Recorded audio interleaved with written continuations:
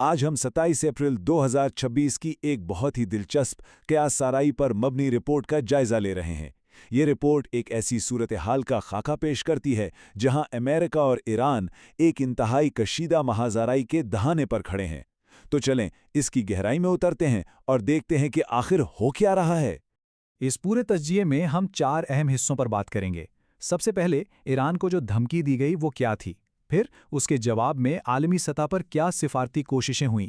تیسرا، آخر مذاکرات میں تعطل کیوں آیا؟ اور آخر میں اسی دوران امریکی سرزمین پر ایک اور بحران کیسے کھڑا ہو گیا؟ تو کہانی کا آغاز ہوتا ہے ایک بہت ہی ڈرامائی موڑ سے۔ امریکہ ایران کو ایک براہ راست الٹیمیٹم دیتا ہے اور بس یہیں سے ایک بڑے تصادم کی بنیاد پڑ جاتی ہے۔ بتایا جاتا ہے کہ صدر ٹرمپ نے ایران کے سامنے 2 ٹوک بات رکھی، یا تو ہمارے ساتھ ڈیل کرو یا پھر ایک تباہ کن فوجی حملے کے لیے تیار ہو جاؤ۔ اسے ایک آخری موقع کے طور پر پیش کیا گیا۔ اور اس الٹیمیٹم کے ساتھ وقت بھی بہت کم تھا۔ ایران کو عمل کرنے کے لیے صرف 3 دن دیے گئے تھے، مطلب ایک کاؤنٹ ڈاؤن شروع ہو چکا تھا جس کے بعد نتائج کچھ بھی ہو سکتے تھے۔ اور یہ صرف کوئی کھوکھلی دھمکی نہیں تھی۔ کہا جاتا ہے کہ اس الٹیمیٹم کو سپورٹ کرنے کے لیے مشرق وسطیٰ میں امریکی فوجی ساز و سامان کی ایک بہت بڑی اور تیز رفتار تعیناتی بھی کی گئی۔ رپورٹ میں جو اعداد و شمار دیے گئے ہیں وہ واقعی حیران کن ہیں۔ بتایا گیا ہے کہ روزانہ تقریباً 15 سے 20 C-17 کارگو طیارے ہتھیار اور دوسرا سامان لے کر خطے میں پہنچ رہے تھے۔ اس سے اندازہ ہوتا ہے کہ یہ تیاری کس سطح کی تھی۔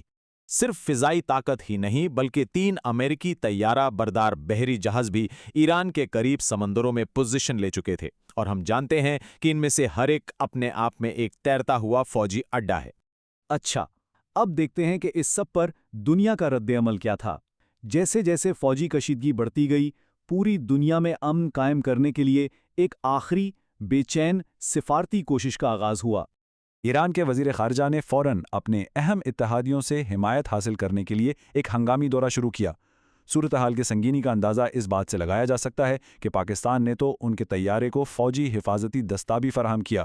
اسی دوران صرف اتحادی ہی نہیں بلکہ خطے کی دوسری بڑی طاقتوں اور یورپی ممالک نے بھی بیچ میں پڑنے کی کوشش کی۔ انہوں نے سفارتی حل پر زور دیا اور یہاں تک کہ کسی ممکنہ معاہدے کے لیے ضامن بننے کی پیشکش بھی کر ڈالی۔ لیکن ایران کا عوامی موقف بالکل واضح اور سخت تھا۔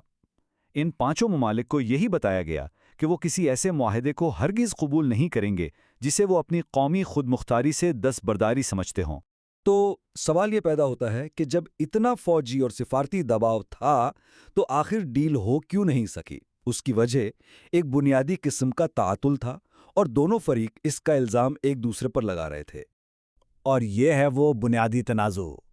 دیکھیں، امریکہ کا مطالبہ تھا کہ ایران اپنے جوہری پروگرام کو ابھی اور اسی وقت مکمل طور پر ختم کرے، جبکہ ایران کا کہنا تھا کہ نہیں، پہلے کشیدگی کم کرتے ہیں، جنگ بندی کرتے ہیں اور جوہری مسئلے پر بعد میں بات کریں گے۔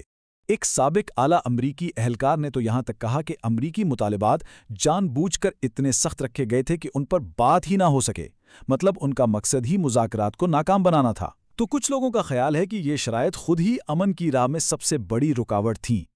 لیکن ایک دوسرا نقطہ نظر بھی ہے۔ اس کے مطابق ایران کی یہ سفارتی بھاگ دوڑ اصل میں کوئی حل تلاش کرنے کے لیے نہیں، بلکہ یہ صرف وقت حاصل کرنے کی ایک چال ہے تاکہ وہ اپنے جوہری ہتھیار بنا لے اور شاید امریکہ میں قیادت کی تبدیلی کا انتظار کرے۔ اچھا، جیسے کہ بین الاقوامی بحران کافی نہیں تھا، اسی دوران امریکہ کے اندر ایک اور چونکا دینے والا واقعہ پیش آ گیا جس نے اس پوری صورتحال کو اور بھی زیادہ پیچیدہ اور غیر مستحکم کر دیا۔